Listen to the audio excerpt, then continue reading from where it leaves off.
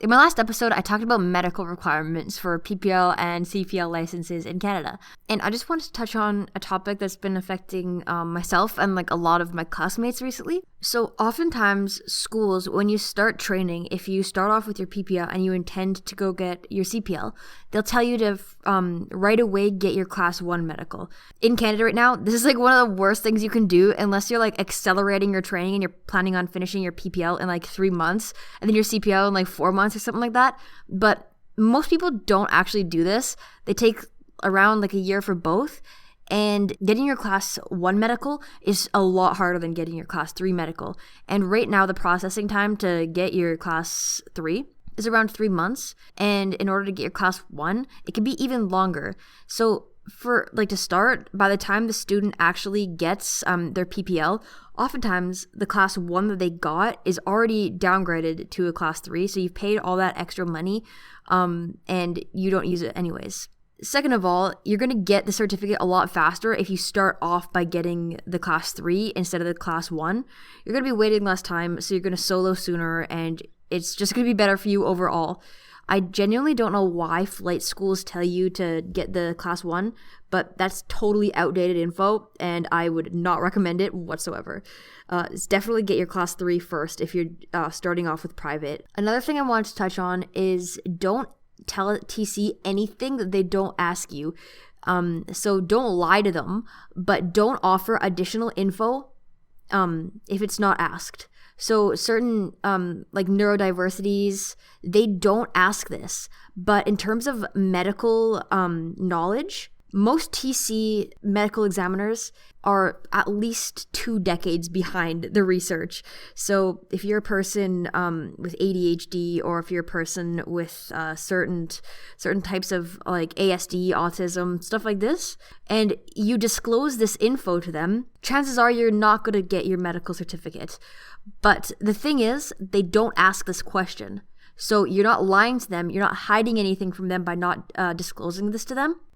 You're just not offering this info. And that is totally within your right. And it's kind of sadly what you have to do. In my career, I really hope to make aviation more accessible to neurodivergent people. But for now, we've got to adhere to what their rules are, which is if you disclose that you've got a diagnosis, you're going to have a very tough time getting your medical. A third thing is that if you're taking any type of medication, especially for things like depression, anxiety, stuff like that, you are not going to be able to get your medical clearance. So again, TC is like 2 decades behind. So even if your condition is managed well by medication, and even if the medication has no side effects, for the most part, like on paper, they say otherwise, but in practice, you're simply just not going to get it. You can get your class 3, but you're not going to be able to get your class 1. And the reasoning behind this is not like the fact that your condition is controlled by medication doesn't matter to them.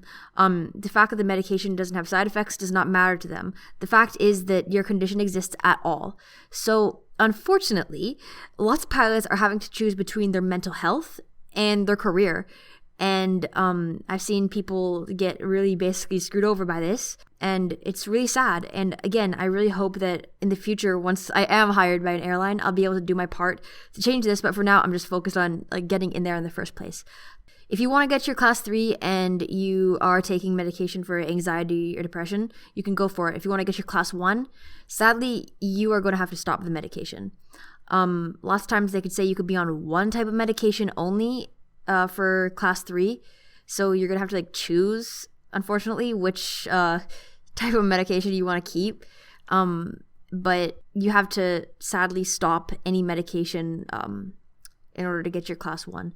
And if this info is ever like out of date, or if I'm wrong and you have like a different story or a different experience, please contact me, because I'm so passionate about this and I'm so invested, and I really want to help other pilots who are either neurodivergent or who are experiencing mental health conditions, because I do believe that it's kind of a topic that often gets overlooked in aviation, because obviously passenger safety and the public safety is the most important thing.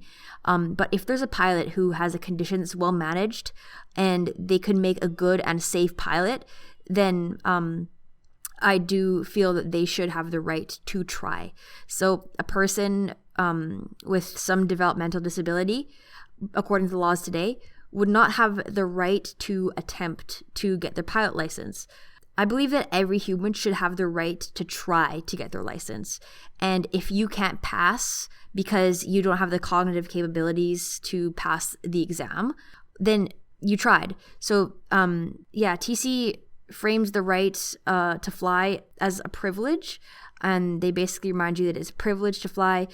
Yes, but this privilege should be distributed equally, and everybody should be given equal opportunity to attempt to fly. They should not, by any means, be given an easier time on their exam. But I believe that anybody who is capable of passing the standardized tests, CPAER, PPAER, and then the flight exams, the radio exam, if you could do it, I believe that you should be able to fly. This is obviously a longer topic, and if you have any feedback for me, or if you have any stories that you want to share, I would really appreciate it. So please feel free to reach out. And yeah, thanks so much. I don't really do episodes like this that often because I focus on educating people about ground school. But if I do have a strong opinion on something, or if I do have some tips that'll help people, then I'll share them. So yeah, thanks so much. And happy flying. Bye.